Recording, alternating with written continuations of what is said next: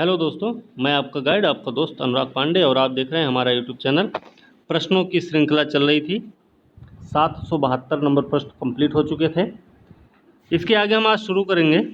देखिए, आप लोग एक कमी है कि आप लोग जो प्रश्न पूछे जाते हैं उनका उत्तर नहीं बताते हैं।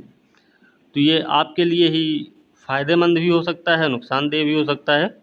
उससे ना तो हमारा कोई फ़ायदा है और ना ही कोई हमारा नुकसान है। ठीक है, तो जो भी प्रश्न पूछा जाए उसको ईमानदारी से बताया करिए। इससे आपका रिवीजन भी होगा और आपको याद भी रहेगी वो चीज़ें। ठीक है ना।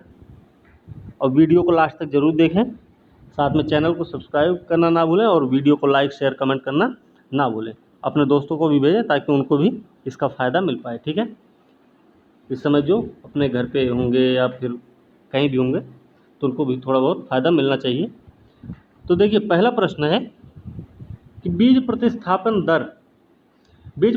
दर इस बात का एक उपाय है कि प्रमाणित बीजों की तुलना में खेत में संरक्षित बीजों के साथ कुल कितने फसली क्षेत्र बोए गए हैं। देखिए, यहाँ पे क्या है कि प्रमाणित बीजों की तुलना में नहीं, खेत में संरक्षित बीजों की तुलना में होता है।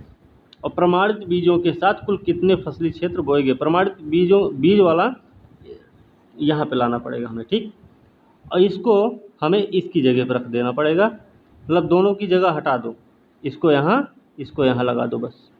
ठीक है, तब ये सही होगा, नहीं तो पहला स्टेटमेंट गलत हो गया। ठीक, दूसरा है बीज प्रतिस्थापन दर उत्पादकता के लिए सीधे अनुपातिक है। सही बात है। बीज प्रतिस्थापन अनुपात किसानों को वितरित वास्तविक गुणवत्ता वाले बीज को दर्शाता है, तो इस भी सही है। इसका सही उत्तर क्या हो जाएगा? सी हो जाएगा, क्योंकि दूसरा और तीसरा ही सही है। सी इसका सही उत्तर है। व्याख्या देखते हैं क्या है। बीज प्रतिस्थापन दर बीज प्रतिस्थापन अनुपात है, ये खेत में सुरक्षित बीजों की तुलना में प्रमाणित बीजों के साथ कुल फसली क्षेत्र कितना बोया गया था ये बताता है। ठीक है, अगला था कि बीज प्रतिस्थापन दर उत्पादकता के लिए सीधे अनुपातिक है। बीज प्रतिस्थापन अनुपात किसानों को वितरित वास्तविक गुणवत्ता वाले बीज को दर्शाता है। तो ध्यान रखना है क्या है बीज प्रतिस्थापन दर का मतलब, ये चीज़ें आपको ध्यान रखनी है। देखिए, अगला प्रश्न है मिश्रित फसल के लाभ क्या हैं ये बताने हमें, और पूछा गया सही उत्तर बताना है, गलत नहीं बताना। ठीक है, तो मिश्रित फसल के लाभ क्या क्या हो सकते हैं? खरपतवार कीटों का दमन, सही बात है। जलवायु चरम सीमाओं का विरोध, ये भी सही है। पौधों की बीमारियों का दमन, समग्र उत्पादकता में वृद्धि। तो चारों स्टेटमेंट क्या है? सही हैं। ठीक है ना। तो ध्यान रखना, समग्र उत्पादकता में वृद्धि का मतलब क्या है? गेहूं के साथ सरसों बो दी जाती, क्या होता है? गेहूं की पैदावार में कमी थोड़ी ना होती है। गेहूं तो उतना मिलता है, साथ में सरसों मिल जाती है। ठीक है, तो क्या है? उत्पादकता बढ़ गई ना। ये इतने खेत में हम गेहूं बो दिए, बीच में सरसों भी डाल दिए मान लो, तो गेहूं तो मिल ही रहा है, साथ में सरसों मिल गई, तो उत्पादकता बढ़ गई ना इस खेत की। ठीक है, चलिए इसकी देखिए, चारों स्टेटमेंट सही हैं। हाँ, इसकी व्याख्या देखते हैं क्या है। मिश्रित फसल के लाभ में क्या है? मिट्टी के पोषक तत्वों के इनपुट आउटपुट के बीच संतुलन होता है। ध्यान रखना, एक और मिल गया आपको फायदा। खरपतवार कीटों का दमन होता है। जलवायु चरम, जैसे आर्द्र हो, सूखा, ठंडा, गर्म, कुछ भी, उसका प्रतिरोध होता है। पौधों की बीमारियां जो होती हैं उसका दमन हो जाता है, उससे समग्र उत्पादकता में वृद्धि। और साथ में दुर्लभ संसाधनों का प्रबंधन, जैसे भूमि का प्रबंधन भी कर दिया जाता है। ठीक है, इससे क्या होता है, जैसे मान लीजिए दो तरीके की फसल बोई गई और दोनों फसलों में अंतर भी है। ठीक है, वो तो बहरहाल अंतर फसली होगा, लेकिन इसमें भी ये होगा कि भूमि के क्षरण में कमी आएगी। ठीक है, क्यों? क्योंकि उस समय ज़मीन खाली नहीं रहेगी एक भी बार। ठीक है ना, तो ध्यान रखना इसका। चलिए अगला प्रश्न है, मिश्र निम्नलिखित कथनों पर विचार करके बताना सही नहीं है कौन सा, इसमें गलत बताना। ठीक है, तो फसल की तीव्रता का मतलब क्या होता है? खेती के तहत शुद्ध क्षेत्र का विस्तार करके एक कृषि वर्ष के दौरान कई फसलों को उगाना होता है क्या? देखिए, पहला स्टेटमेंट तो गलत है। क्या होता है इसमें कि जो कृषि वर्ष के दौरान कितनी फसलें बोई गई हैं वो, उसी को हम बोलते हैं फसल की तीव्रता। ठीक है, दूसरा स्टेटमेंट क्या है? फसल संयोजन एक निश्चित अवधि में एक क्षेत्र में प्रवेश करने वाली फसलों की मात्रा विविधता को संदर्भित करता है। तो ये सही है। तो गलत पूछा गया, तो इसका सही उत्तर क्या हो जाएगा? ए हो जाएगा। सही उत्तर ए हो जाएगा, फसल तीव्रता के तहत। ठीक है ना। हाँ, ये सही उत्तर है। फसल की तीव्रता क्या है? एक कृषि वर्ष के दौरान एक ही खेत से कई फसलों को उगाना। एक कृषि वर्ष के दौरान एक ही खेत से कई फसलों को उगाना क्या है? फसल की तीव्रता होती है। मतलब क्या है? कृषि योग्य भूमि के प्रति कृषि वर्ष के दौरान उच्च उत्पादकता। ठीक है, तो ध्यान रखना। फसल संयोजन क्या है? एक निश्चित अवधि में एक क्षेत्र में प्रवेश करने वाली फसलों की मात्रा या विविधता को संदर्भित करता है। ठीक है, चलिए अगला प्रश्न देखें क्या है। अगला प्रश्न है, निम्नलिखित कथनों पर विचार करके बताना कौन सा कथन सही नहीं है, मतलब गलत कौन सा ये बताना है। इस चीज़ पे जरूर ध्यान रखना कि सही पूछा क्या गया है कि गलत पूछा गया। ठीक, तो पहला है कि सकल कमांड क्षेत्र जो होता है कुल क्षेत्र के रूप में परिभाषित किया गया है, जो इस धारणा पर एक नहर प्रणाली द्वारा सिंचित किया जा सकता है कि असीमित मात्रा में उसमें पानी उपलब्ध है। ठीक है, पहला स्टेटमेंट सही हुआ। दूसरा है कि सिंचाई की तीव्रता को प्रतिवर्ष सिंचाई के लिए प्रस्तावित सिंचाई के प्रतिशत के रूप में परिभाषित किया जाता है, ये भी बात सही है। ठीक है ना। अब देखिए क्या सकल कमांड क्षेत्र क्या है? एक नहर प्रणाली है, मान लीजिए वो किसके लिए है? हरियाणा, पंजाब और राजस्थान के लिए। ठीक है, उनके लाभ के लिए ये नहर प्रणाली बनाई गई। लेकिन कमांड क्षेत्र की जब बात होती है तो वो उसमें हिमाचल प्रदेश को भी शामिल कर लिया जाता है। अब इस नहर प्रणाली का नाम भी बताना है, नहर प्रणाली का नाम आप लोग बताएंगे। ठीक है, चलिए तो ये दोनों ही स्टेटमेंट सही। इसका सही उत्तर क्या हो जाएगा? डी। डी इसका सही उत्तर हो जाएगा। डी, असीमित मात्रा में पानी उपलब्ध, हाँ डी इसका सही उत्तर है। देखते हैं व्याख्या। सकल कमांड क्षेत्र को कुल क्षेत्र के रूप में परिभाषित किया गया जो इस धारणा पर नहर प्रणाली द्वारा सिंचित किया जा सकता है कि असीमित मात्रा में उसमें पानी उपलब्ध होगा। ठीक, सीमित सिंचाई की तीव्रता को प्रतिवर्ष सिंचाई के लिए प्रस्तावित सिंचाई के प्रतिशत के रूप में परिभाषित किया गया है। ये चीज़ भी ध्यान रखनी है आपको। चलिए अगला प्रश्न है, राज्य आपदा प्रतिक्रिया कोष SDRF, NDRF है, एक SDRF है, नेशनल डिजास्टर मैनेजमेंट क्या है? SDRF है। तो राज्य आपदा प्रतिक्रिया कोष रिएक्शन फंड है क्या? तो देखिए क्या है कि बारे में बताना कि इसमें सही कथन कौन सा है। तो देखते हैं कौन सा कथन सही होगा। देखिए इसका गठन हुआ है आपदा प्रबंधन अधिनियम 2005 के तहत। ठीक है, आपदा प्रबंधन 2005 के तहत इसका गठन किया गया, पहला बात सही है। दूसरा है कि केंद्र सरकार द्वारा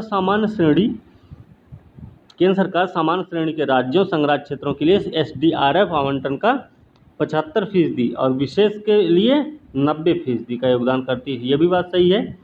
सामान्य में जो है उनको 75 और जो विशेष हैं उनको 90%। ठीक है, SDRF का उपयोग केवल पीड़ितों को तत्काल राहत प्रदान करने के लिए खर्च को पूरा करने के लिए किया जाएगा। ठीक है ना, तो बात सही है, पीड़ितों के लिए ही किया जाएगा। ठीक है, यहाँ पे जो नॉर्मल कंडीशन में उनको क्या किया जाएगा? उनको थोड़ी ना वहाँ से विस्थापित किया जाएगा या उनको कोई और सुविधा थोड़ी नहीं दी जाएगी इसको जो परेशान है उससे। ठीक है, तो ये तीसरा स्टेटमेंट भी यहाँ सही हो गया। अब यहाँ पे वो नहीं कि केवल आ गया तो ये गलत हो जाएगा, गलत यहाँ नहीं हो पाएगा। क्यों? क्योंकि आपको भी पता है ये आपदा प्रक्रिया से संबंधित है जिसमें सिर्फ पीड़ितों को ही शामिल किया जा सकता है। ठीक है, तो ध्यान रखना इसका तीनों स्टेटमेंट सही है। तो सही उत्तर क्या हो जाएगा? डी। डी इसका सही उत्तर हो गया। चलिए देखते हैं इसकी व्याख्या। यह 2005 की धारा 48A 1A 48 1A के तहत गठित राज्य आपदा प्रतिक्रिया कोष अधिसूचित आपदाओं के जवाब के लिए राज्य सरकारों के पास उपलब्ध एक प्राथमिक निधि है ये। ठीक है, केंद्र सरकार सामान्य श्रेणी के राज्यों को 75% और विशेष जो हैं उनको, जैसे उसमें आएंगे कौन? नॉर्थ ईस्ट वाले, कौन? सिक्किम है, उत्तराखंड है, हिमाचल प्रदेश, जम्मू कश्मीर, ऐसे राज्य हैं। मतलब एनी राज्य जो हैं आपके नॉर्थ ईस्ट वाले, आसाम, मेघालय, मणिपुर, त्रिपुरा, नागालैंड, ठीक है, मिजोरम और अरुणाचल प्रदेश, साथ में फिर सिक्किम भी है, उत्तराखंड, हिमाचल प्रदेश, जम्मू कश्मीर, ये सब इनके लिए 90% का है। ठीक, वित्त आयोग की सिफारिश के अनुसार वार्षिक केंद्रीय योगदान 2 समान किस्तों में दिया जाएगा। किसके सिफारिश पर? वित्त आयोग की। SDRF का उपयोग केवल पीड़ितों को तत्काल राहत प्रदान करने के लिए, खर्च को पूरा करने के लिए किया जाएगा। तो ये बात भी आपको समझ में आ गई। चलिए अगला प्रश्न देखते हैं कि कौन मुशायरा क्या भाई? मुशायरा के बारे में सही है। मुशायरा के बारे में क्या सही है ये बताना है हमें। तो देखिए क्या है, आप लोग भी मुशायरा उशायरा सुने होंगे। तो मुशायरा क्या होती है, देखिए कई हाथों के इशारों लयबद्ध सिलेबस के साथ एक नाचा नृत्य, नाच नृत्य होता है क्या, नाचा नृत्य होता ना, मतलब नाच गाना होता उसमें, गलत है। मुशायरा कैसे होता, बैठ के लोग उसको गाते हैं ना। बलूचिस्तान में बिखरे जातीय समूह, इसका क्या मतलब है, यह एक काला पंख वाला चिकन है, चिकन मतलब मुर्गा, जो अपने स्वादिष्ट मांस के लिए जाना जाता है और मुख्य रूप से आदिवासी जिला झाबुआ में पाया जाता है। तो इसका क्या हो, देखिए मुशायरा सुने होंगे आप लोग, तो इसका सही उत्तर बी है, यह एक काव्यात्मक संगोष्ठी होती है। ठीक है, तो मुशायरा और शायरा सुना करिए, इससे बहुत फ़ायदा मिलता है और सुकून भी बहुत मिलता है। ठीक है, चलिए बी इसका सही उत्तर हो गया। अच्छा लगता है मुशायरा सुनने में, तो जाए करिए। चलिए ये ऊपर ऊपर ही आ गया इसका उत्तर। देखिए इसकी व्याख्या है, काव्य संगोष्ठी है ऐसी घटना जहाँ कवि अपने काम करने के लिए इकट्ठा होते हैं। एक मुशायरा उत्तर भारत में होता है, देखिए उत्तर भारत पाकिस्तान में भी होता है, दक्कन की संस्कृति का एक प्रिय हिस्सा है, विशेष रूप से कहाँ, हैदराबादी मुसलमानों के बीच में, ध्यान रखना हैदराबादी मुसलमानों के बीच में बहुत लोकप्रिय है ये। यह प्रतिभागियों द्वारा मुक्त आत्म अभिव्यक्ति के लिए एक मंच के रूप में बहुत प्रशंसा करता है। ठीक है ना, किसी के बारे में, तो प्रख्यात उर्दू कवि जैसे राहत इंदौरी, अभी राहत इंदौरी की मृत्यु हुई है, इसलिए ये क्या आया, समाचार में आया है, जिन्हें भारतीय साहित्य जगत का रॉक स्टार, भारतीय साहित्य जगत का रॉक स्टार, लोक कवि, मुशायरा परंपरा के राजकुमार के रूप में जाना जाता है, ने हाल ही में कोविड-19 संबंधित जटिलताओं के कारण दम तोड़ दिया। मतलब इनकी मृत्यु हो गई ना अभी, किसकी, राहत इंदौरी की। तो राहत इंदौरी है, तो इंदौरी का मतलब क्या है, ये इंदौर से रहे होंगे। ठीक है, ध्यान रखना इसका। चलिए अगला प्रश्न है, स्पुतनिक 5, स्पुतनिक बी नहीं, स्पुतनिक 5 नाम है इसका, ये खबरों में जुड़ा रहा है, ये क्या है, तो सबको पता है रूस के द्वारा नव स्वीकृत कोविड-19 वैक्सीन है ये। ठीक है, चलिए इसकी व्याख्या देखते हैं क्या है। व्याख्या, मानव परीक्षण के 2 महीने से कम के समय बाद वैक्सीन कोविड-19 को नियामक स्वीकृति देने वाला रूस जो है पहला देश बन गया। वैक्सीन का नाम है स्पुतनिक 5, सोवियत संघ के द्वारा लॉन्च किया गया दुनिया के पहले उपग्रह के लिए श्रद्धांजलि है। तो सोवियत संघ ने जो पहला उपग्रह लॉन्च किया था उसका नाम क्या था, स्पुतनिक नाम था ना उसका, तो उसी को श्रद्धांजलि के रूप में स्पुतनिक नाम दिया गया इसको। स्पुतनिक 5 अभी तक अपने अंतिम परीक्षणों को पूरा करने के लिए चल रहा है, रूस वर्ष के अंत तक वैक्सीन को बड़े पैमाने पर उत्पादन करने की उम्मीद करता है, ये ध्यान रखना। चलिए, इंडोनेशिया में एक माउंट सिनाबुंग करके सक्रिय ज्वालामुखी है जो अक्सर समाचारों में देखा जाता है, ये कहाँ पे स्थित है, इंडोनेशिया में है, माउंट सिनाबुंग सक्रिय ज्वालामुखी क्षेत्र है, तो ये कहाँ पे स्थित है भाई, स्थित है ये सुमात्रा द्वीप, सुमात्रा है, जावा, कालीमंतन, सुलावेसी, सुलावेसी भी वहीं पे है क्या, कहाँ पे, इंडोनेशिया में, कालीमंतन तो है, देखिए सुमात्रा सही है इसका, सही। ठीक है, तो ये सुमात्रा में ही है। जावा द्वीप के बारे में जानते ही हैं, जावा, सुमात्रा, कालीमंतन, कालीमंतन अभी खबरों में रहा ठीक है, लगभग कुछ समय पहले ही कुछ इंडोनेशिया के राजधानी को लेके कुछ ऐसा है, तो इसको थोड़ा ध्यान रखना है और बताना भी है कि इंडोनेशिया की जो नई राजधानी बनाई गई है उसका क्या नाम है, इंडोनेशिया की जो नई राजधानी बनाई गई उसका नाम क्या है, और जो पुरानी राजधानी थी इंडोनेशिया की राजधानी क्या है, जकार्ता, तो जकार्ता को हटाए क्यों गया राजधानी से। ठीक है, तो ये बताना आपको, और ना वो बताइए तो सिर्फ इतना बताना है कि इंडोनेशिया की नई राजधानी क्या है। ठीक है, इसका सही उत्तर क्या है, ए है, ये इसका सही उत्तर माउंट सिनाबंग। देखते हैं क्या है, देखिए ये उत्तरी सुमात्रा में है, लेकिन उत्तरी सुमात्रा में है, एक सक्रिय ज्वालामुखी है, इंडोनेशिया रिंग ऑफ फायर, ये सरकम पैसिफिक बेल्ट, सरकम पैसिफिक बेल्ट पर स्थित होने के कारण कई सक्रिय ज्वालामुखियों का घर भी है ये, जो सक्रिय ज्वालामुखियों लगातार भूकंपों के कारण प्रशांत महासागर के साथ एक क्षेत्र है ये। ठीक है, अब देखिए इसमें क्या है, सुलावेसी द्वीप है। तो सुलावेसी द्वीप कहाँ पे है भाई, आपको पता होगा। देखिए इंडोनेशिया कैसे है, ऐसे बिखरा को है ऐसे कुछ करके, फिर यहाँ पे ऐसे उठा हुआ है, फिर कुछ ऐसे द्वीप बने, फिर इतने लंबे चौड़े में है। ठीक है, बहुत लंबे चौड़े में है।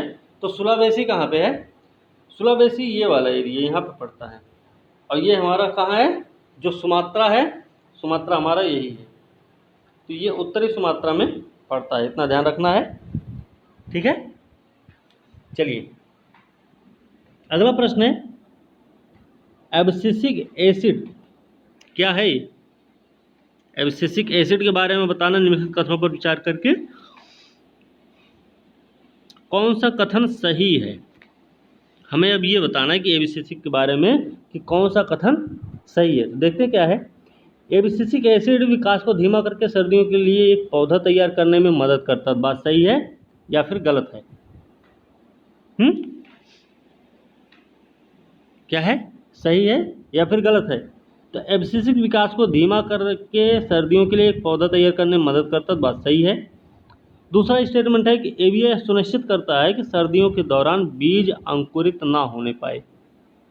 एब्सिसिक एसिड का एक काम ये भी होता है, तो ये भी बात सही है।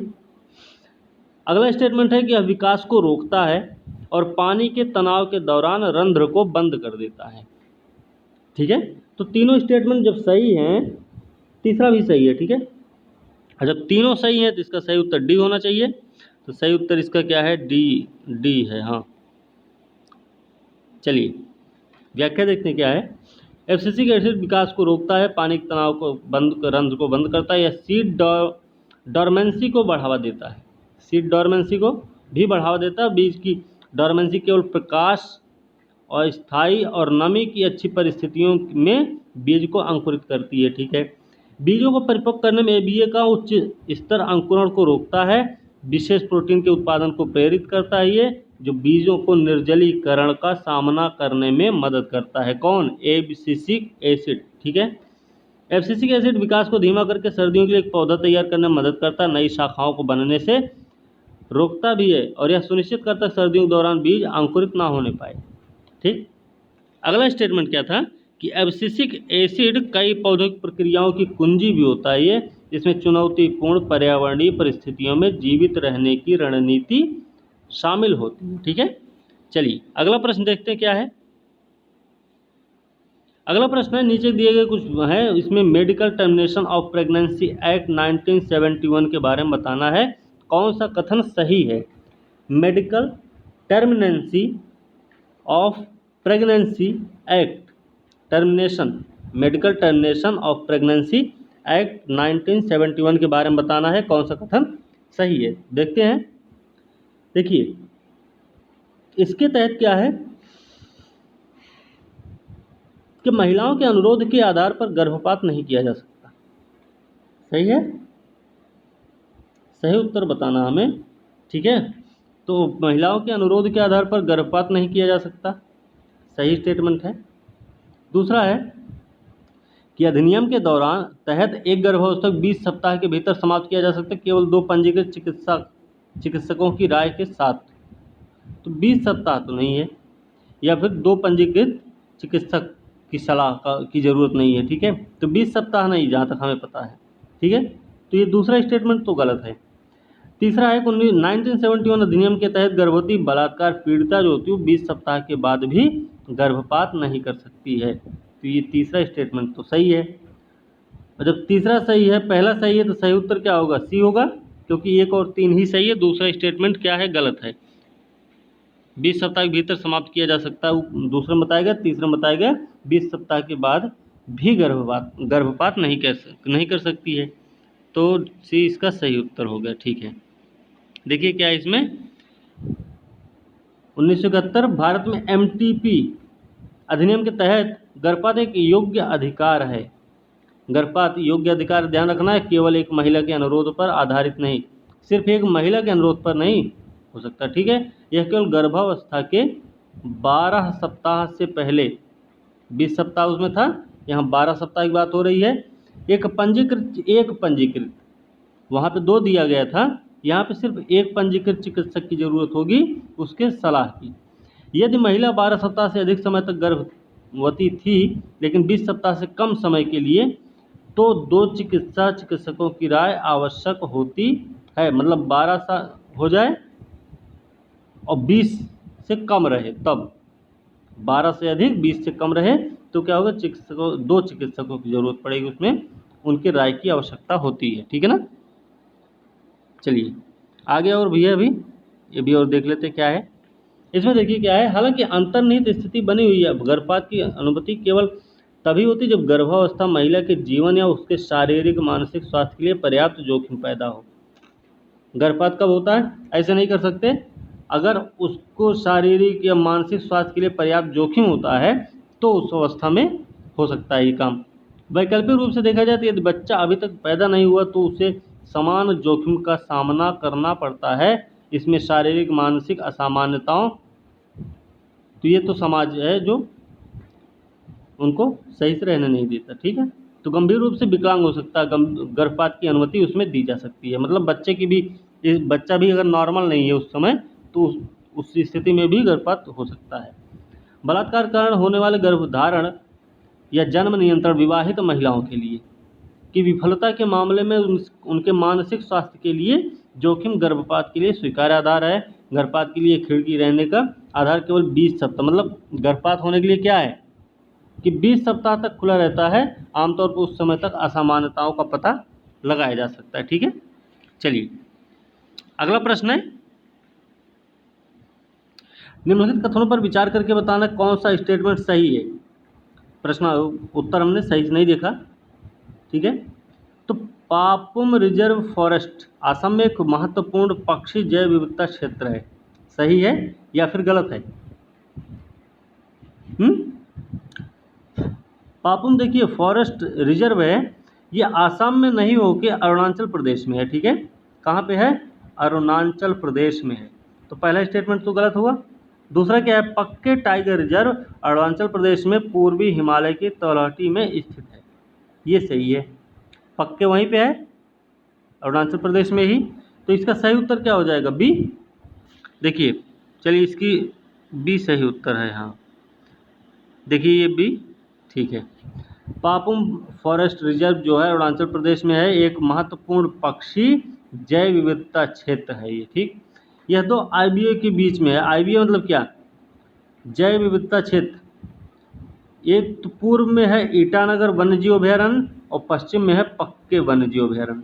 तो ध्यान रखना पापुम जो है रिजर्व फॉरेस्ट, ये ईटानगर वन्यजीव अभयारण्य पूर्व में, पश्चिम में आपका पक्के वन्यजीव अभयारण्य के बीच में स्थित है। पक्के कहाँ पे है, पूर्वी कामेंग जिले में है, पूर्वी हिमालय की तलहटी में, या पूर्वी हिमालय जैव विविधता हॉट स्पॉट के भीतर आता है, तो ये भी ध्यान रखना है। चलिए पापुम कहाँ है फिर, अरुणाचल प्रदेश में है, ईटानगर पूर्व में पड़ता है, पश्चिम पड़ता पक्के। अगला प्रश्न देखते हैं क्या है, जोड़ा मिलाना हमको लुप्तप्राय प्रजातियां हैं और IUCN जो लिस्ट जारी करता है IUCN, उसके अनुसार क्या क्या स्थिति उनकी है। देखिए पुष्पांजलि हॉर्नबिल नाम है इनका, तो क्या भाई पुष्पांजलि हॉर्नबिल कम से कम चिंता का विषय, IUCN ने ऐसा बोला क्या, लीस्ट कंसर्न। देखिए पुष्पांजलि जो हॉर्नबिल है ये है वल्नरेबल है, ठीक है, वल्नरेबल,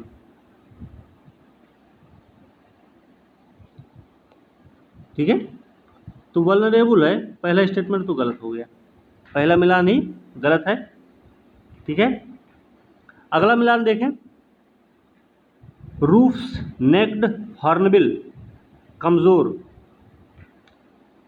तो ये कमज़ोर नहीं है, ये है लीस्ट कंसर्न है, मतलब इसको इससे जोड़ देंगे, रूफस नेक्ड हॉर्नबिल नहीं, दूसरा तो सही है, ठीक है ना। हाँ पहला गलत है। दूसरा रूफस नेक्ड हॉर्नबिल जो है कमज़ोर है, बात सही है ये, ठीक है। ओरिएंटल चितगबरा हॉर्नबिल जो होता है ये कमज़ोर स्थिति में नहीं है, ये है लीस्ट कंसर्न में, ठीक है। हाँ, तीसरे को पहले को तीसरे से एक्सचेंज कर देना है, इसलिए पहला और तीसरा गलत। सही उत्तर क्या होगा? 2। तो इसका सही उत्तर क्या होगा? सी होगा, क्योंकि दूसरा स्टेटमेंट इसका सही है, ठीक है ना। चलिए देखते हैं क्या है इनके बारे में। सी इसका सही उत्तर। हाँ, देखिए क्या है। पुष्पांजलि हॉर्नबिल नाम है, रीथेड हॉर्नबिल नाम है इनका, सुलावेसी को छोड़कर। सुलावेसी क्या है? अभी हमने बताया था इंडोनेशिया में पड़ता है। क्या बताया था? ऐसे ही ये इंडोनेशिया ऐसे टाइप में है, कुछ इंडोनेशिया ऐसे है, फिर यहाँ पे कुछ ऐसे ही बिखरा पड़ा है, इस तरीके से कुछ करके है, मतलब ये पूरा देखते हैं तो यही वाला सुलावेसी है, ठीक है ना। तो सुलावेसी को छोड़कर उत्तर पूर्वी भारत, भूटान, पूर्व दक्षिण में मुख्य भूमि दक्षिण पूर्व एशिया, इंडोनेशिया में ग्रेटर सुंदा जो जलसंधि हमारी है के माध्यम से जंगलों में पाए जाने वाले हॉर्नबिल की एक प्रजाति है। क्या? पुष्पांजलि रीथेड हॉर्नबिल जो है, ठीक है। तो सुलावेसी कहाँ पे है? हमने बताया अभी, ठीक है। तो ये वहाँ पे छोड़ के पाई जाती है, बाकी सारी जगह पे। IUCN ने बोला इसको वल्नरेबल है, लिस्ट कंसर्न नहीं, ठीक है। ओरिएंटल पाइड हॉर्नबिल, चितकबरा हॉर्नबिल क्या है ये? एशियाई हॉर्नबिल सबसे छोटे सबसे आम में से एक माना जाता है, मतलब सबसे छोटा भी है और सबसे आम माना जाता है। इसका जीनस में सबसे बड़ा वितरण है, ठीक है। और यह भारतीय उपमहाद्वीप पूरे दक्षिण पूर्व एशिया में पाया जाता है, पूरी दक्षिण पूर्व एशिया में। ये दक्षिण पूर्व एशिया में है, लेकिन सुलावेसी को छोड़कर।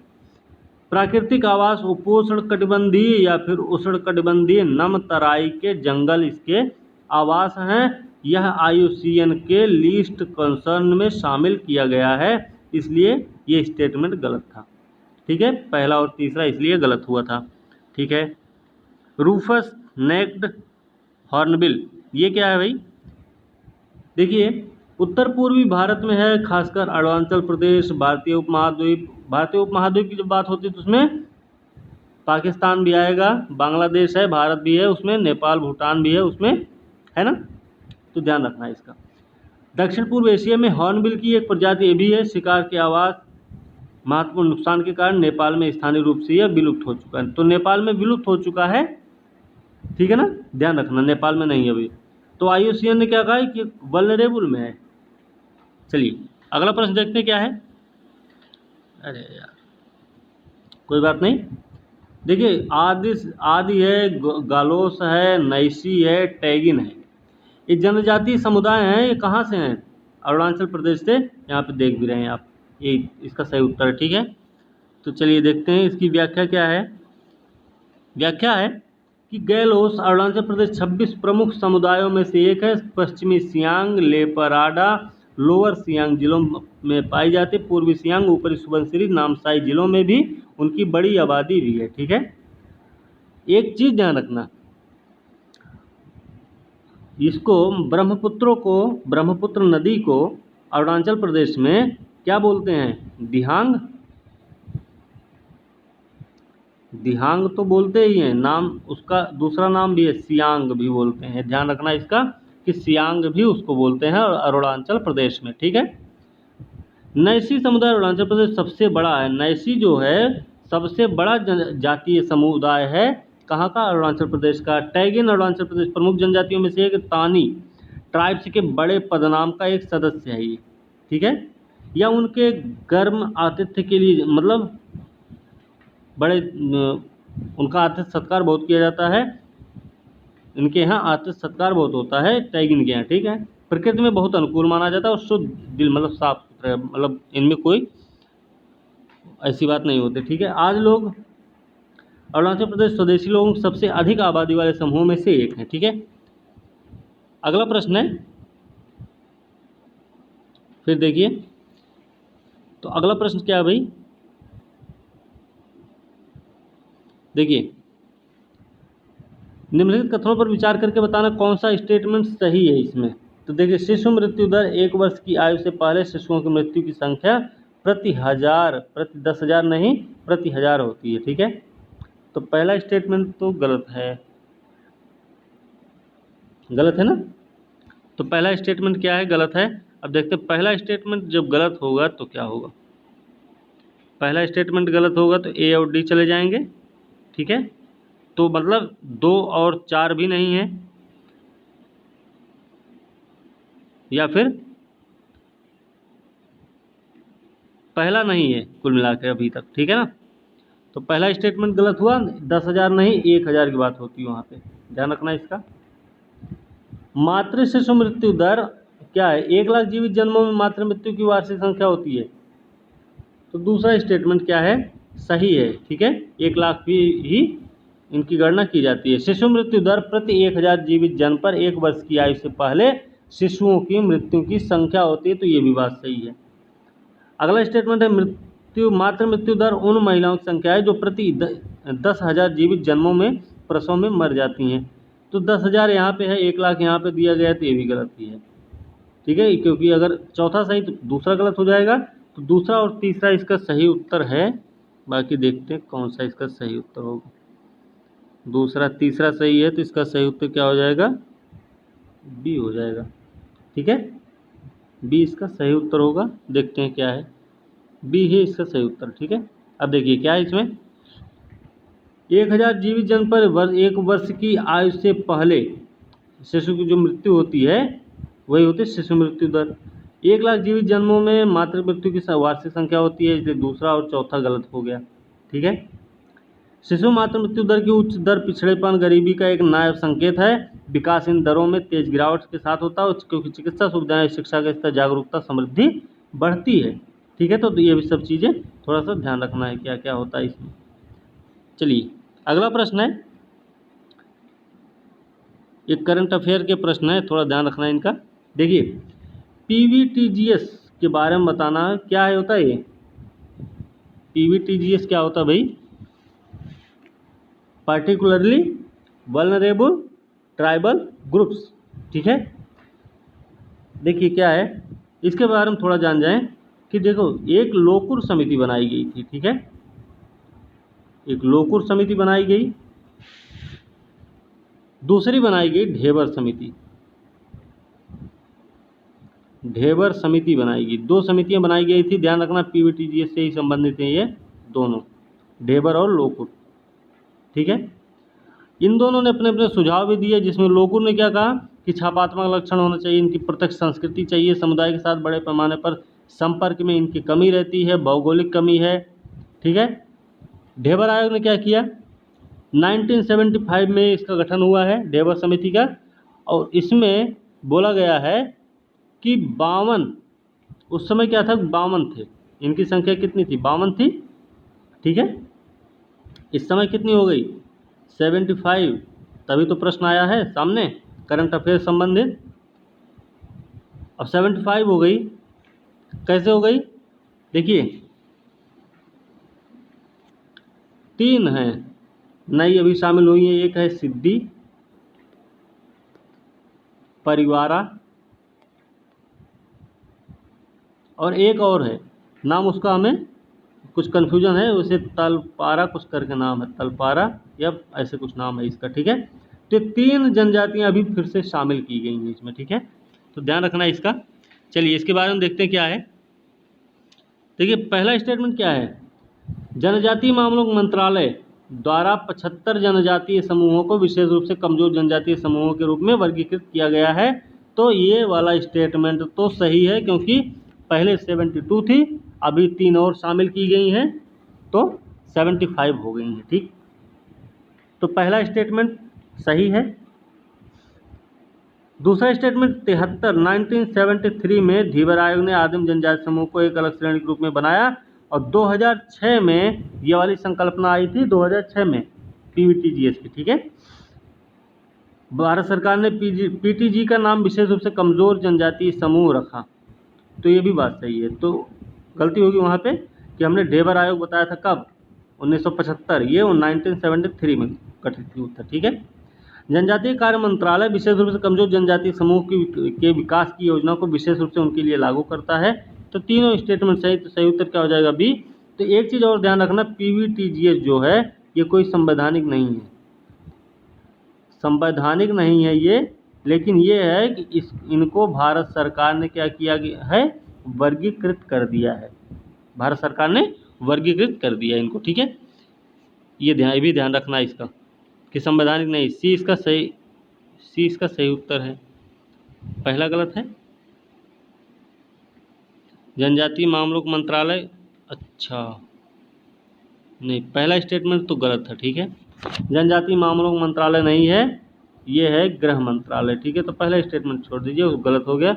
दूसरा और तीसरा सही है, इसका सही उत्तर क्या हो जाएगा, सी हो जाएगा भाई, ठीक है ना। चलिए इसका सही उत्तर क्या है, सी है। चलिए व्याख्या देखते हैं क्या है। देखिए 75 हैं, 75 तो हैं, गृह मंत्रालय ने किया ऐसा काम के रूप में वर्गीकृत किया है। 73 में से देवर आयोग ने आदिम जनजातीय समूह को एक अलग श्रेणी के रूप में बनाया जो जनजातीय समूहों के बीच कम विकसित होती है। 2006 में भारत सरकार ने ये वाली संकल्पना लाई, भारत सरकार ने, ठीक है। अगला क्या था कि पीवीटीजीएस कुछ बुनियादी विशेषताएं जैसे क्या हैं, ज़्यादातर एक रूप आबादी वाली होती हैं, अपेक्षाकृत कम शारीरिक रूप से अलग थलग होते हैं, साधारण सांचे में ढले सामाजिक संस्थान होते हैं, इनके लिखित भाषा की अनुपस्थिति होती, इनकी अपेक्षाकृत सरल तकनीक होती, बदलाव की धीमी दर होती। तो ध्यान रखना इनकी जो कुछ विशेषताएं हैं उन पे थोड़ा ध्यान रखना है। ये संवैधानिक नहीं है, ये भी हमने आपको बताया, भारत सरकार ने इनको वर्गीकृत कर रखा है, ठीक है। 2006 में ये वाली संकल्पना लाई गई पीवीटीजीएस की। इस समय 75 जनजातीय समूह इसमें शामिल किए गए हैं। और सबसे बड़ी चीज़ है कि 13 जनजातियां हैं जो कहाँ पे हैं, उड़ीसा में। कुछ के नाम हैं जैसे मांकड़िया है, एक दूसरा है, ठीक है, मंकड़िया है, डोंगरिया कोंद है, ठीक है, ये सब हैं उड़ीसा की ही हैं। फिर उसमें बाकी और के बारे में जानना है तो जैसे असुर है, बिरहोर है, देख लीजिए इनके बारे में थोड़ा सा, हो सकता है प्रश्न में आए। तो असुर, बिरहोर, बिराजिया, बिराजिया बी बा है, ठीक है, कोरवा, कोरवा है, परहिया है, पौरहिया, परहिया भी है, साबर है, साबर और डोंगरिया कोंद, ऐसे कुछ जनजातियां हैं, तो थोड़ा ध्यान रखना, ठीक है ना। तो ये सब कुछ जनजातियों का नाम है, तो ये सब चीज़ें थोड़ा ध्यान रखने लायक हैं। चलिए अभी और भी है इसमें, देखिए जनजातीय मामलों का मंत्रालय विशेष रूप से, जनजातीय मामलों का मंत्रालय क्या करता है, अभी तक तो गृह मंत्रालय ने किया सब कुछ, तो जनजातीय मामलों का मंत्रालय क्या करेगा, उनके लिए विशेष रूप से पीवीटीजीएस के विकास की योजना को लागू करता है। योजना के तहत संरक्षण सह विकास वार्षिक योजनाएं प्रत्येक राज्य के शासित प्रदेशों द्वारा उनकी आवश्यकता के आकलन के आधार पर उनके पीवीटीजी के लिए तैयार किए जाएं, जिन्हें तब मंत्रालय की परियोजना मूल्यांकन समिति द्वारा अनुमोदित किया जाता है, ठीक है। इसलिए कथन सिर्फ तीसरा सही था, ठीक है ना। चलिए अगला प्रश्न है कि निर्णायक जनगणना की संचालन जिम्मेदारी भारत के रजिस्ट्रार जनरल जनगणना आयुक्त कार्यालय के साथ होती है। जनगणना आयुक्त कार्यालय के साथ होती है, बात सही है या फिर गलत है। तो देखिए सही पूछा गया है, तो देखिए सबसे बड़ी जिम्मेदारी तो किसकी होती है, सबसे बड़ी जिम्मेदारी रजिस्ट्रार जनरल की होती है जो कि भारत का होता है, और इसकी सहायता के लिए जनगणना आयुक्त कार्यालय भी होता है, ठीक है। भारत के स्वास्थ्य परिवार कल्याण मंत्रालय के अधीन भारत के रजिस्ट्रार जनरल जनगणना आयुक्त का कार्यालय होता है, तो ये गलत है। किसके अंतर्गत होता है, गृह मंत्रालय, मिनिस्ट्री ऑफ होम अफेयर्स, यही तो होता है ना। तो पहला स्टेटमेंट सही, तो इसका सही उत्तर क्या हो जाएगा, ए हो जाएगा, ए इसका सही उत्तर है। देखिए क्या है, गृह मंत्रालय के अधीन होता है, बाकी सब वही है सेम कि जिम्मेदारी भारत रजिस्ट्रार जनरल जनगणना आयुक्त कार्यालय का होता है, ठीक है। चलिए अगला प्रश्न देखते हैं क्या है। अगला प्रश्न है मानव विकास सूचकांक के बारे में कौन सा कथन सही है, ये बताना हमें। सही पूछा गया है, नहीं सही नहीं है, गलत पूछा गया है, ध्यान रखना। देखते हैं, यह विश्व बैंक के द्वारा प्रकाशित किया जाता है, तो सही है या फिर गलत है। तो गलत ही पूछा गया है। देखो, विश्व बैंक के द्वारा नहीं किया जाता प्रकाशित, ठीक है। मानव विकास सूचकांक विश्व बैंक के द्वारा नहीं प्रकाशित किया जाता है। कौन करता है? HDI असमानता, गरीबी, मानव सुरक्षा, सशक्तिकरण पर जोर देता है, ये भी नहीं सही है, ये भी गलत है, ठीक है। HDI के 4 आयामों में एक लंबा स्वस्थ जीवन, ज्ञान जीवन स्तर, राजनीतिक सशक्तिकरण, ये वाली कौन सी बात होती है, ठीक है। तो चौथा भी तीसरा भी गलत, तो तीनों ही गलत हैं। तो इसका सही उत्तर क्या होगा? बी हो जाएगा ना इसका सही उत्तर, क्योंकि गलत पूछा गया, तीनों ही स्टेटमेंट गलत हैं। तो इसका सही उत्तर क्या हो जाएगा? बी, ठीक है। देखो कौन करता है? UNDP करता है, यूनाइटेड नेशन डेवलपमेंट प्रोग्राम, मानव विकास रिपोर्ट कार्यालय के द्वारा प्रकाशित की जाती है, ठीक है। तो ध्यान रखना है। इसके आगे भी देखते क्या है।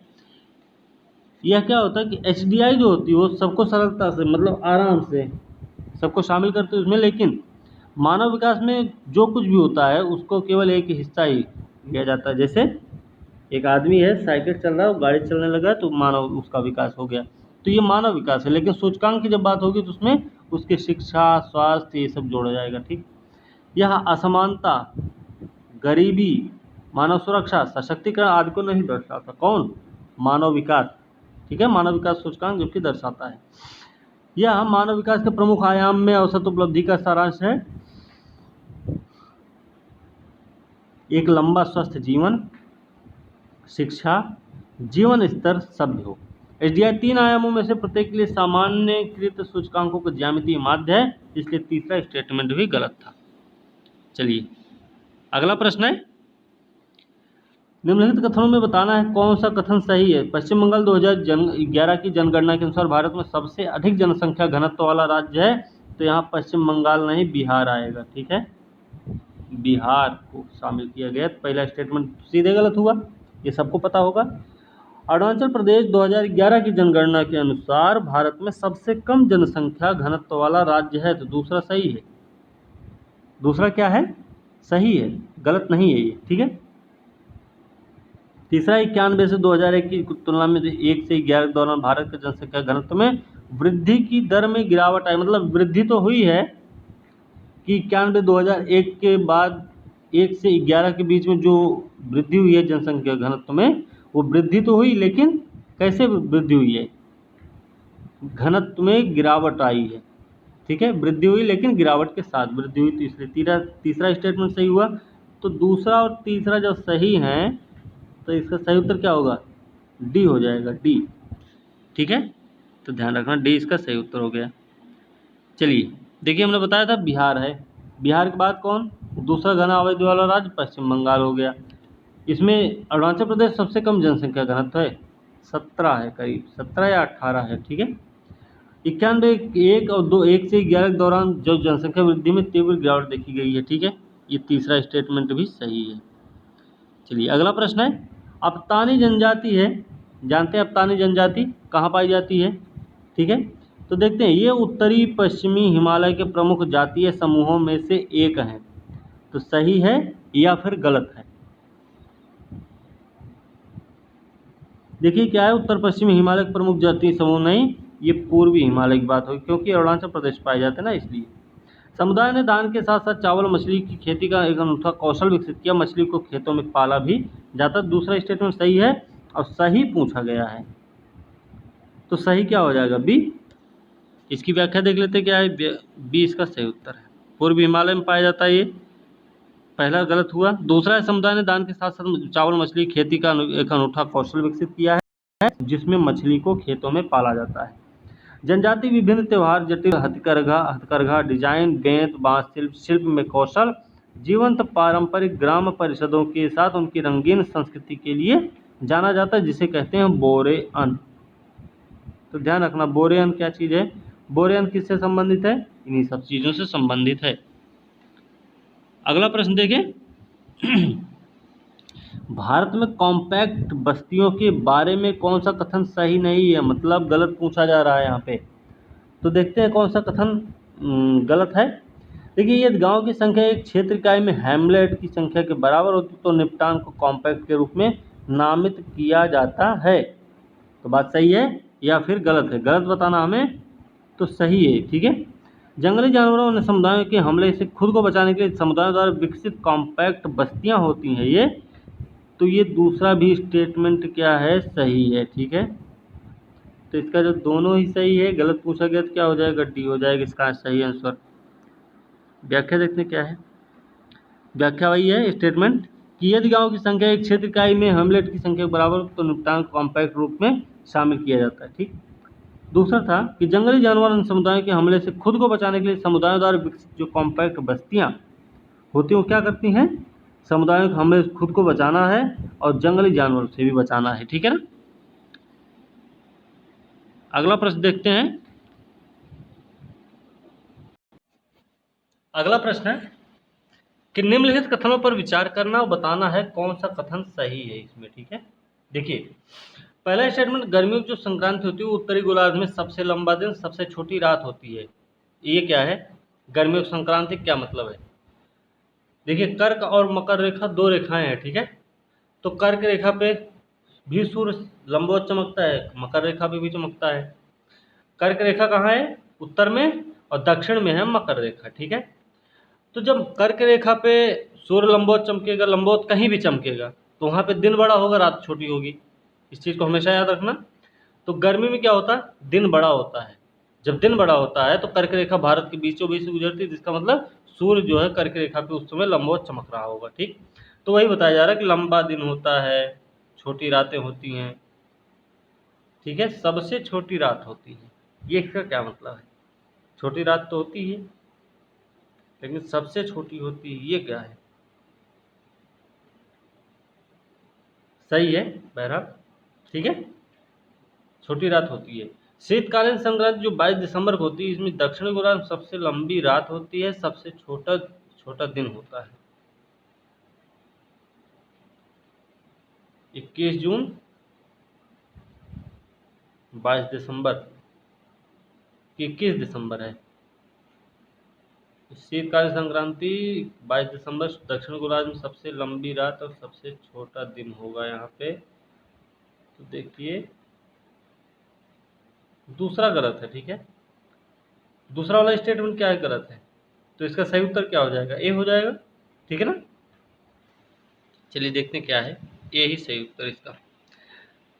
देखो क्या है कि 21 जून कर्क रेखा पर सूर्य लंबवत चमकता है। जून या ग्रीष्मकालीन संक्रांति के रूप में जाना जाता है, जब उत्तरी गोलार्ध में सबसे लंबा दिन और सबसे छोटी रातें होती है। ठीक है, पहला स्टेटमेंट सही हो गया। दूसरा है 22 दिसंबर को सूर्य मकर रेखा पर लंबवत चमकता है, शीतकालीन संक्रांति होती है, दक्षिणी गोलार्ध में सबसे लंबा दिन और सबसे छोटी रात होती है। सबसे लंबा दिन, एक मिनट, ये गलत क्यों हुआ? लगभग 22 दिसंबर, 22 दिसंबर नहीं, 21 या 22 दिसंबर होता है। ठीक है, ध्यान रखना इसका। चलिए अगला प्रश्न देखते हैं क्या है। अगला प्रश्न है, टैंक सिंचाई मुख्य रूप से प्रायद्वीपीय क्षेत्र में निम्न कारणों से की जाती है, सही व्याख्या, सही कथन बताना हमें कि इसमें से कौन सा कथन सही है। तो देखिए निसंदेह राहत कठोर चट्टानें जो होती प्रायद्वीपीय क्षेत्र में नहर और कुओं को खोदना मुश्किल बनाती हैं, बात सही है। ठीक है, कठोर चट्टान संरचना के कारण वर्षा जल का बहुत कम परिशोधन करती है और भूजल बड़ी मात्रा में उपलब्ध नहीं होता, ये भी बात सही है। ठीक है, आबादी और कृषि क्षेत्रों की बिखरी हुई प्रकृति भी वहाँ टैंक सिंचाई का पक्षधर है। तो ये तीसरा स्टेटमेंट भी सही हुआ, तो सही पूछा गया, इसलिए सही उत्तर क्या हो जाएगा, डी। तो डी इसका क्या हुआ, सही उत्तर हो गया। देख लेते क्या है। देखिए क्या, हाँ डी इसका सही उत्तर है। निसंदेह राहत कठोर चट्टानें प्रायद्वीपीय क्षेत्र में नहरें कुओं को खोदने मुश्किल वो मुश्किल होती है। कठोर चट्टान संरचना के कारण वर्षा जल का बहुत कम परिशोधन होता है, भूजल बड़ी मात्रा में उपलब्ध नहीं होता इधर। आबादी और कृषि क्षेत्रों की बिखरी प्रकृति भी टैंक सिंचाई के पक्ष में होती है। ठीक है ना। चलिए तीनों सही थे। चलिए अगला है कि जेट स्ट्रीम के बारे में बताना है कौन सा कथन सही है। देखते कौन सा कथन सही है भाई। देखिए जेट धाराएं ऊपरी वायुमंडल पर घूमने वाली लंबी तरंगे होती है, सही है। पूर्वी जेट पृथ्वी पर जेट धाराएं आमतौर पर पश्चिम से पूर्व की ओर चलती हैं, ये भी बात सही है। तीसरा स्टेटमेंट है कि तापमान जो होता है जेट स्ट्रीम के वेग को प्रभावित करता है, ये भी बात सही है। जेट धारा क्यों पड़ा इसका नाम, इसीलिए तो पड़ा था कि ये जो है स्ट्रीम जेट के वेग को प्रभावित करती हैं, ठीक है। तो इसका तीनों स्टेटमेंट सही, तो सही उत्तर इसका डी हो जाएगा, डी इसका सही उत्तर। हाँ, देखिए क्या वायुमंडल चल रही लंबी तरंगे हैं 30 से 60 डिग्री अक्षांश के तक मजबूत होती, मतलब 30 से 60 के बीच में चलती हैं। पृथ्वी पर जेट धाराएं आमतौर पर पश्चिम से पूर्व ही घूमती हैं, पश्चिम से पूर्व जेट धाराएं घूमती है। तापमान जेट स्ट्रीम के वेग को प्रभावित करता, मतलब तापमान का मतलब क्या है, तापमान हल्का है, गर्म है या ठंडा है, उस पर डिपेंड करता है कि स्ट्रीम का वेग क्या बनेगा, ठीक है। चलिए अगला प्रश्न है, ओलेरीकल्चर शब्द का क्या मतलब है। ओलेरीकल्चर है, इसका मतलब क्या भाई, इसे बागवानी की एक शाखा के रूप में परिभाषित किया जा सकता है जो सब्जी फसलों के वैज्ञानिक अध्ययन से संबंधित हैं। तो बात सही है, पहला स्टेटमेंट ही सही है, ज़्यादा नहीं इधर उधर करेंगे। तो पहला स्टेटमेंट सही, ए हो गया इसका सही उत्तर। अब देखिए क्या है, ओलेरीकल्चर शब्द की उत्पत्ति कहाँ से हुई है भाई, ओलेरस से हुई है। कौन सा शब्द है, लैटिन भाषा का शब्द है ये, ठीक है। इसमें सब्जी कंसुआ का अर्थ खेती है, इस सब्जी है किसका अर्थ, ठीक है ना, और कंसुरा का मतलब होता है खेती। इसे बागवानी की एक शाखा के रूप में परिभाषित किया जा सकता है जो सब्जी फसलों के वैज्ञानिक अध्ययन से संबंधित है। पहला स्टेटमेंट सही है, पहली व्याख्या, ठीक है। अब देखिए मेवे की खेती क्या होती है, यह शब्द लैटिन भाषा के पोमा और लॉगस से लिया गया है। पोमा का अर्थ होता है नॉलेज, पोमा का मतलब क्या होता है कि जानकारी या नॉलेज, फल, और लोगस का अर्थ होता है अध्ययन, ज्ञान, प्रबंधन, ठीक है। इसे बागवानी की शाखा के रूप में परिभाषित किया जा सकता है जो फलों की फसलों के वैज्ञानिक अध्ययन से संबंधित है। चलिए अगला है, फूलों की खेती फ्लोरिकल्चर होता है। फूलों की खेती जो होती है वो फ्लोरिकल्चर से होती है, ठीक है। इसकी भी उत्पत्ति हुई है फ्लोरस कल्टोरा से हुई है। फ्लोरस का मतलब होता है फूल, कल्टोरा का मतलब होता है खेती। इसे बागवानी की एक शाखा के रूप में परिभाषित किया जा सकता है जो फूलों और सजावटी फसलों के वैज्ञानिक अध्ययन से संबंधित हैं, ठीक है ना। चलिए अगला प्रश्न है, अगला प्रश्न है कि गोल्डन राइस के बारे में बताना कौन सा कथन सही है, ठीक है। तो गोल्डन राइस देखते हैं। देखिए गोल्डन चावल की किस्मों का एक सामूहिक नाम है। विकासशील देशों में विटामिन ए की कमी का मुकाबला करने के लिए आनुवंशिक रूप से इसको संशोधित किया गया था। तो सही है कि गलत है, सही पूछा गया तो पहला स्टेटमेंट सही हो गया। दूसरा, गोल्डन राइस बनाने के लिए वैज्ञानिकों ने मक्का से बीटा कैरोटीन जीन के साथ चावल के पौधों को संशोधित किया और इसलिए चावल के पौधों ने अमीर नारंगी रंग का बढ़त पैदा करना शुरू कर दिया। तो दूसरा भी सही है, तो सही उत्तर क्या हो जाएगा, सी हो जाएगा, क्योंकि सही पूछा गया था, सी इसका सही उत्तर हो गया। चलिए अगला प्रश्न है, पहले देख ले क्या है। सामूहिक नाम विकासशील देशों के लिए विटामिन ए की कमी को मुकाबला करने के लिए ऐसा किया गया। स्वर्ण चावल बनाने के लिए वैज्ञानिकों ने मक्का से बीटा कैरोटीन संशोधित किया। ऐसा करने से चावल के पौधों ने अमीर रंग का रंग पैदा करना शुरू किया, ठीक है। चलिए अगला प्रश्न है, IRRI international research rice institute, ठीक है, के बारे में कौन सा कथन सही है बताना हमें। देखिए यह दुनिया का प्रमुख चावल अनुसंधान संगठन है, सही है, जो चावल विज्ञान के माध्यम से गरीबी, भूख को कम करने, चावल किसानों के स्वास्थ्य कल्याण में सुधार करने के लिए समर्पित है, ठीक है, सही है। IRRI एक स्वतंत्र क्या है, एक स्वतंत्र लाभ और अनुसंधान शैक्षिक संस्थान है। तो सही है कि गलत है, तो देखिए दूसरा स्टेटमेंट तो गलत है, पहला सही था इसका, इसलिए सही उत्तर इसका ए हो जाएगा, ठीक है। चलिए अगला प्रश्न देखें, व्याख्या भी देख लेते हैं। चावल अनुसंधान अंतर्राष्ट्रीय संस्थान दुनिया का प्रमुख अनुसंधान संगठन जो चावल विज्ञान के माध्यम से गरीबी, भूख को कम करने के लिए समर्पित है। चावल किसानों और उपभोक्ताओं के स्वास्थ्य और कल्याण में सुधार और आने वाली पीढ़ियों के लिए चावल उगाने वाले पर्यावरण की रक्षा भी करनी। ठीक है। IRRI एक स्वतंत्र गैर लाभकारी, लाभ वाला नहीं है, गैर लाभकारी है। हाँ वही गैर लाभकारी अनुसंधान शैक्षिक संस्थान जिसकी स्थापना कब हुई है? 1960 में मनीला में है इसका मुख्यालय। ठीक है, समझ सकते। Ford and Rockefeller foundation, Ford और रॉकफेलर फाउंडेशन के द्वारा इसको शुरू किया गया था। ठीक है, चलिए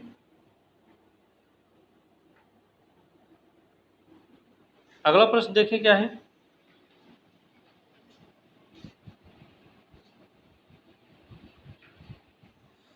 निम्नलिखित में से कौन सा कल्चरल वेटलैंड्स के बारे में सही है? कोई भी भूमि जो 5 साल से अधिक समय के लिए परती रह जाती जो कल्चरल वेस्टलैंड माना जाता है, सही है कि गलत? 5 साल की बात है कि कुछ और कम की बात है? पहले तो ये कन्फर्म होना चाहिए। ठीक है, तो सही पूछा गया है तो पहला स्टेटमेंट तो सही है। दूसरा, इसे रिक्लेमेशन प्रथाओं के माध्यम से सुधार के बाद खेती के तहत लाया जा सकता है, ये भी सही है। ठीक है, अगला प्रश्न, अगला स्टेटमेंट है कोई भी भूमि जो या एक से कम कृषि वर्ष के लिए खेती के बिना छोड़ी जाती है उसे सांस्कृतिक अपशिष्ट भूमि के रूप में जाना जाता है। तो तीसरा स्टेटमेंट गलत है, पहला दूसरा सही। इसका सही उत्तर क्या हो जाएगा? ए हो जाएगा, ए सही उत्तर हो गया। ठीक है, देखिए यही है, कोई भी भूमि 5 साल से अधिक समय तक पड़ती रह जाए तो उसको इस श्रेणी में शामिल किया जाता है। ठीक है, इसे रिक्लेमेशन प्रथाओं के समाधान से सुधार करने के बाद खेती के तहत लाया जा सकता है। वर्तमान परिस्थिति में यह वह भूमि है जिससे एक या एक से अधिक कृषि वर्ष के लिए खेती के बिना छोड़ दिया जाता है। भूमि को आराम देने के लिए गोद लेना एक सांस्कृतिक प्रथा है और यह भूमि प्राकृतिक समस्या प्रक्रियाओं के माध्यम से खोई हुई उर्वरता को पुनः प्राप्त करती है। ठीक है, चलिए अगला प्रश्न देखें। अगला प्रश्न है एक ही खेत में एक के बाद अलग अलग फसलें उगाकर फसल की परिक्रमा की जाती है, इसमें कौन सा फसल रोटेशन का लाभ है? फसल रोटेशन का लाभ क्या क्या है ये हमें बताना है। ठीक है, तो देखिए, मिट्टी की उर्वरता को बनाए रखता है, कीट नियंत्रण में मदद करता है और मिट्टी की कमी को रोकता है। तीनों स्टेटमेंट सही, इसलिए सही उत्तर इसका डी हो जाएगा। ठीक है, डी इसका सही उत्तर है। फसल रोटेशन सबसे पुरानी सबसे प्रभावी सांस्कृतिक नियंत्रण रणनीतियों में से एक है। इसका मतलब होता है एक ही खेती में लगाए गए विशिष्ट फसलों के नियोजित क्रम। इसका यह भी अर्थ है कि सफल फसल पिछले एक की तुलना में एक अलग परिवार से संबंधित है। इसमें नियोजन रोटेशन जो होता है वो 2 या 3 साल की अवधि से भिन्न हो सकता है। अब देखो इसके चक्रीकरण के लाभ क्या क्या हैं? मिट्टी की उर्वरता बनाए रखना, कीट नियंत्रण मदद करना और मिट्टी की कमी को रोकता है। ठीक है ना, चलिए अगला प्रश्न है कि निम्नलिखित कथनों पर विचार करना, बताना है कौन सा कथन सही है। चलिए इसकी देखते हैं। तो अगला प्रश्न है निम्नलिखित कथनों पर विचार करके बताना है कि जैविक खेती के संबंध में सही बताना हमें। ठीक है ना, तो जैविक खेती से तात्पर्य क्या है? कृत्रिम उर्वरकों कीटनाशकों का उपयोग किए बिना खेती के लिए पारंपरिक तरीकों का प्रयोग करना, सही है या फिर गलत है? बात सही है। ठीक है ना, पहला स्टेटमेंट क्या है? सही है। दूसरा है जैविक खेती पारंपरिक खेती की तुलना में बहुत कम उपज देती है, तो बात तो ये भी सही है। जैविक खेती पारंपरिक खेती की तुलना में बहुत कम उपज देती, नहीं, दूसरा स्टेटमेंट सही है, गलत है। ठीक है, देखिए पहला तो सही है, दूसरा तो गलत है। अब देखिए पहला सही है, दूसरा गलत है। अब देखिए दूसरा कहाँ है? यहाँ भी है और यहाँ भी है। पहला सही है अभी, तो अभी बी और सी में से कोई हो सकता है एक। तीसरा क्या है? यह मिट्टी की जैविक गतिविधि को प्रोत्साहित करके मिट्टी की उर्वरता बनाए रखने में मदद करता है, तो पहला और तीसरा स्टेटमेंट सही है। ठीक है, दूसरा गलत हो गया, तो इसका सही उत्तर क्या हो जाएगा? सी, सी इसका सही उत्तर हो गया। ठीक है, देखिए क्या है कि जैविक खेती का मतलब है कृत्रिम उर्वरकों कीटनाशकों का उपयोग किए बिना खेती के लिए पारंपरिक तरीकों का उपयोग करना है। यह साबित करने का कोई वैज्ञानिक आधार नहीं कि जैविक खेती में उपज पारंपरिक खेती से कम होती है। ठीक है, अब उस समय कोई हो तो बताए। यह मिट्टी की जैविक गतिविधि को प्रोत्साहित करके मिट्टी की उर्वरता बनाए रखने में मदद भी करता है। तीसरा स्टेटमेंट सही है। चलिए आगे है, अगला प्रश्न है मेल्ट्स। मेल्ट्स होता है कुछ बाजरा के संदर्भ में बताना कौन सा कथन सही बताना है इसमें, ठीक है। तो बाजरा उन क्षेत्रों में उगाई जाने वाली गर्म मौसम घास, 3-4 महीने की छोटी अवधि की घास है जिसका चावल और गेहूं जैसी मुख्य फसलें सफलतापूर्वक नहीं, जहाँ पे चावल और गेहूं जैसी मुख्य फसलें नहीं उगाई जा सकती हैं वहीं पे इसे उगाया जाता है। तो बात तो सही है। बात तो सही है ना। तो पहला स्टेटमेंट सही है। कर्नाटक भारत में सबसे अधिक बाजरा उत्पादक राज्य है। कर्नाटक क्यों होगा ऐसे, तो दूसरा स्टेटमेंट गलत हो गया। तीसरा, कम उपजाऊ भूमि, पहाड़ी, आदिवासी, वर्षा आधारित क्षेत्रों में बाजरा की खेती की जाती है, ये भी बात सही है। तो पहला और तीसरा सही, तो सही उत्तर क्या होगा, सी हो जाएगा, ठीक है। दूसरा गलत है इसका, ठीक है। सी इसका सही उत्तर है। क्या है कि बाजरा वहीं पर उगाई जाती है जहाँ पे गर्म मौसम होता है, छोटी अवधि की घास है जो जहाँ पे चावल गेहूँ नहीं उगाया जा सके, ठीक है। राजस्थान में सबसे ज़्यादा होता है बाजरा, ठीक है। कम उपजाऊ भूमि, पहाड़ी, आदिवासी, वर्षा आधारित क्षेत्रों में बाजरा की खेती की जाती है। तो तीनों स्टेटमेंट सही थे, ठीक है ना। चलिए अगला प्रश्न है, गेहूं के संबंध में बताना है निम्नलिखित कथनों पर विचार करके कौन सा कथन सही है, सही बताना हमें, ठीक है ना। ध्यान रखना कि सही बताना है इसमें। देखिए पहला है कि यह इसे समशीतोष्ण क्षेत्र और सुदूर उत्तर के ठंडे इलाकों में उगाया जाता है, जहाँ यहाँ तक कि 60 डिग्री उत्तर की ऊंचाई से भी आगे। देखिए पहला स्टेटमेंट क्या है, सही है या फिर गलत है। देखिए पहला स्टेटमेंट क्या है, क्या कह रहा कि इसे समशीतोष्ण क्षेत्र और सुदूर उत्तर के ठंडे इलाकों में उगाया जाता है, यहाँ तक कि कहाँ 60 डिग्री उत्तरी क्षेत्र तक। 60 डिग्री कहाँ आएगा, इसमें कनाडा, यूरोप, रसिया, ये सब इसमें आएंगे इसके अंतर्गत। तो यहाँ तक उगाया जाता है, बात सही है, पहला स्टेटमेंट सही हुआ। दूसरा, मिट्टी की दोमट या दोमट बनावट, अच्छी संरचना, मध्यम जल धारण क्षमता जो होती है मिट्टी, वही गेहूं की खेती के लिए अच्छी मानी जाती है। तो वह भी बात सही है, गेहूं में पानी नहीं लगना चाहिए, ठीक है। सिंचाई जो हो पानी सूखा रहे उसमें। तीसरा, इसकी खेती की समुद्र तल से 3,300 मीटर की ऊंचाई पर की जा सकती है। तो बात सही है भी। तो तीनों स्टेटमेंट सही है, ठीक है। इसका सही उत्तर क्या हो जाएगा, तीनों स्टेटमेंट जब सही है सही उत्तर डी हो जाएगा, ठीक है ना। क्या है देखिए, समशीतोष्ण क्षेत्र, सुदूर उत्तर के ठंडे इलाकों में 60 डिग्री तक। ध्यान रखना, दोमट मिट्टी, ये अच्छी संरचना, इसकी मध्यम जल धारण क्षमता होनी चाहिए। 3300 मीटर की ऊंचाई तक उगाए जाते हैं समुद्र तल से, ठीक है। ये भी चीज आपको ध्यान में रखनी है। अगला प्रश्न है, देखिए गेहूं के संबंध में बताना है, अभी ऊपर भी पढ़े नीचे भी, और अगला भी प्रश्न है गेहूं के संबंध में, इसमें सही बताना क्या कि अधिकांश काली मिट्टी के लिए मूल सामग्री ज्वालामुखी चट्टान जो दक्कन पठार में बनी हुई थी। सही है कि गलत है। पहला स्टेटमेंट क्या है, सही या गलत। देखिए पहला स्टेटमेंट सही है, ज्यादातर काली मिट्टी का है मूल सामग्री ज्वालामुखी चट्टानों की है जो दक्कन पठार में बनी हुई है। काली मिट्टी ज्यादातर वही पाई जाती थी, कपास वाली मिट्टी होती है। काली मिट्टी में नमी की अत्यधिक मात्रा होती है, ये भी बात सही है। यह मिट्टी कपास की फसल, तंबाकू, अरंडी, सूर्यमुखी और बाजरा के लिए सबसे उपयुक्त मानी जाती है, तो ये भी बात सही है। तो तीनों स्टेटमेंट जब सही हैं तो सही उत्तर क्या हो जाएगा, डी हो जाएगा। ये गेहूं नहीं होना चाहिए था, यहाँ पे होना चाहिए था काली मिट्टी के बारे में, ठीक है।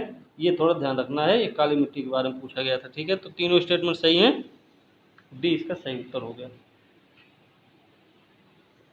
देखिए काली मिट्टी क्या मूल सामग्री ज्वालामुखी चट्टान दक्कन पठार में बनी हुई है, जिनमें नमी की अत्यधिक मात्रा होती है।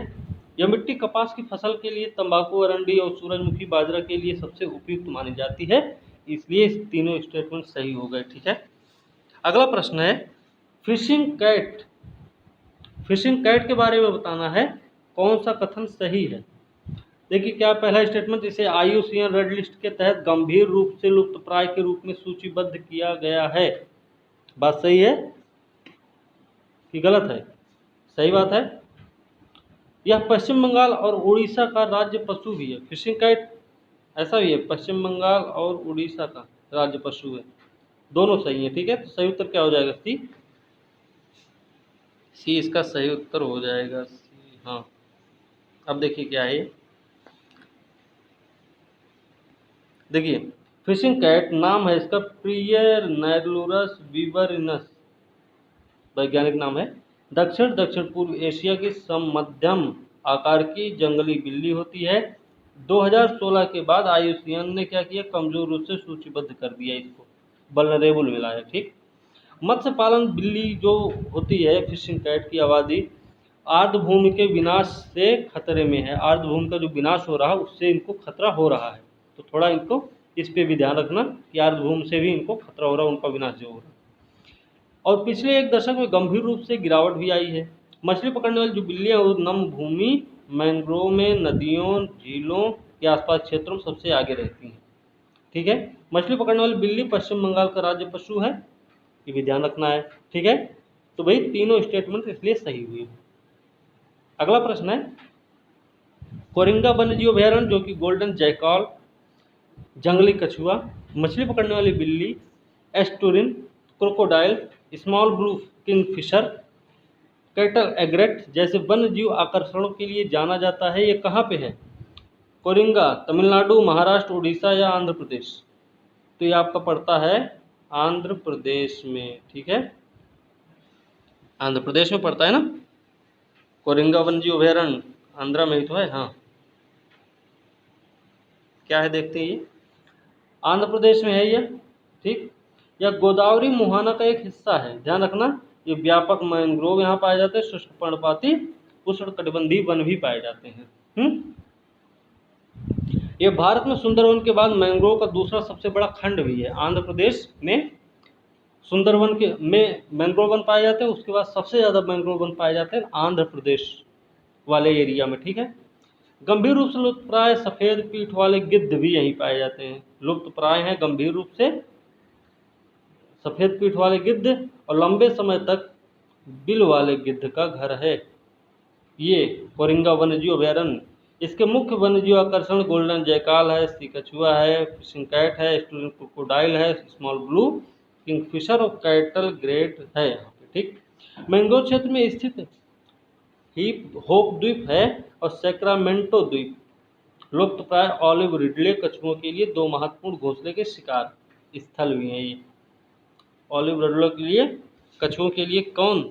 सैक्रामेंटो द्वीप और होप द्वीप, होप और सैक्रामेंटो द्वीप। तो ये भी ध्यान रखना है। ऑलिव रिडले कछुआ के कैसी स्थिति में है? लुप्तप्राय की स्थिति में, ठीक है। तो ये भी चीज़ ध्यान रखनी है। अगला प्रश्न देखते हैं क्या है। भारत में एस्फेट्राइजोफोस थियामेथोक्साम, कार्बेंडाजिम, ट्राइसाइक्लाजोल, बुप्रोफेजिन, कार्बोफ्यूरॉन,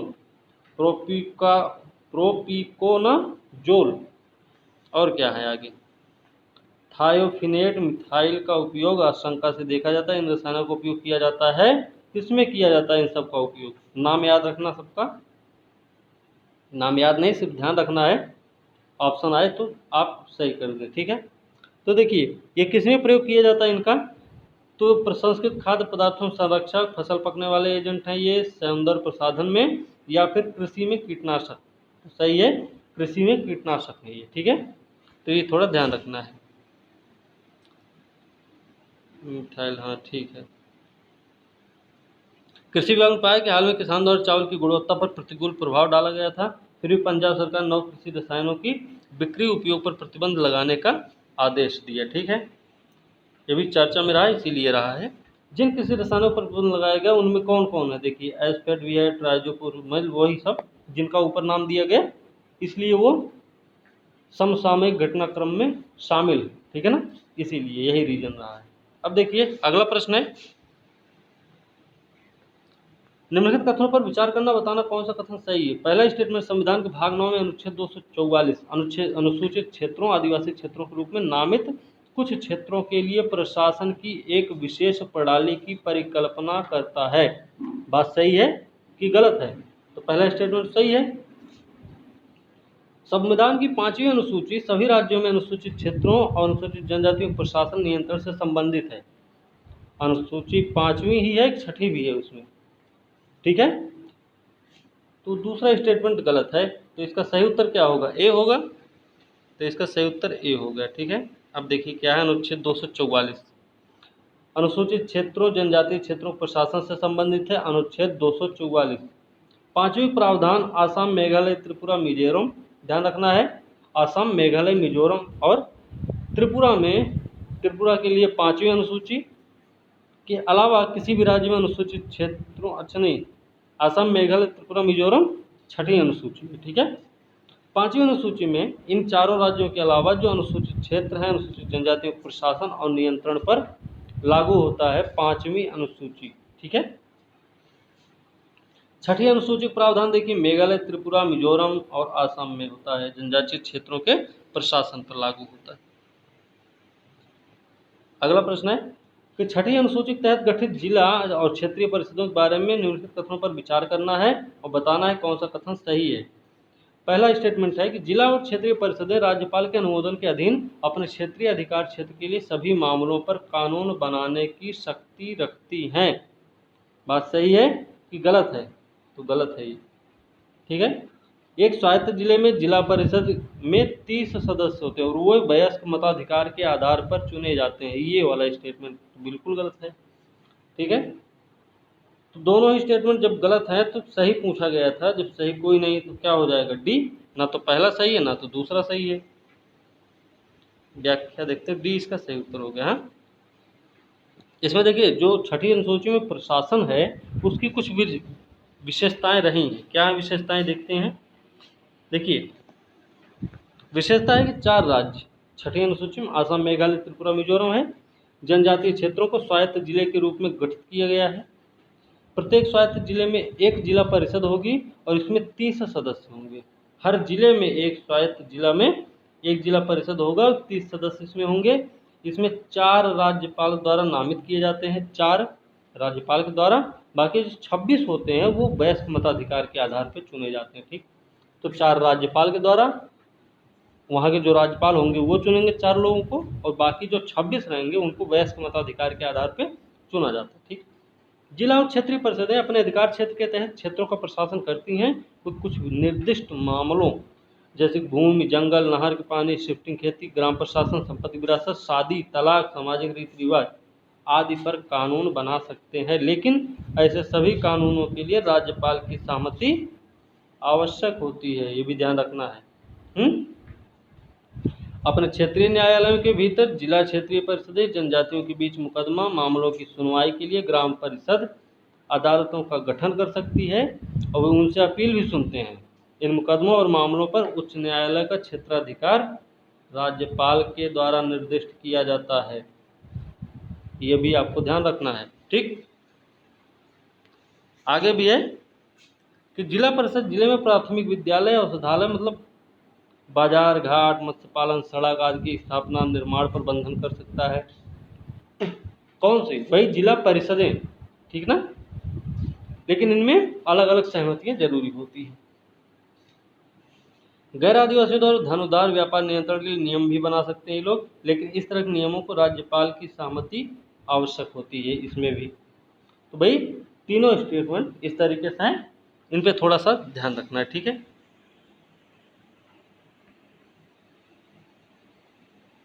आज का प्रश्न यहीं पे समाप्त करते हैं। वीडियो अच्छी लगी तो लाइक शेयर कमेंट जरूर करें, साथ में जो भी प्रश्न पूछा गया उसका उत्तर जरूर बताना है और चैनल को सब्सक्राइब करें। अगले वीडियो के साथ कल मिलेंगे, तब तक के लिए धन्यवाद।